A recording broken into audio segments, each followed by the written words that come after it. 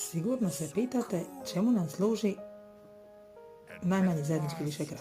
Zašto ga je potrebno pronaći? Evo primjene. Zbrajanje razlomaka različitih nazivnika.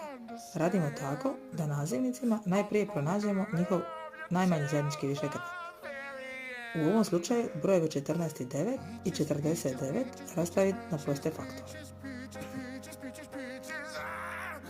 14 je diljiv sa 7 i 49 je diljiv sa 7.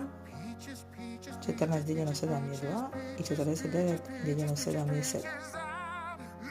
2 i 7 nemaju zajedničkih dijelitelja pa sam došla do kraja. 2 puta 7 i puta 7 jednako je 98. Najmanji zajednički višekrak od broja 14 i 49 je 98.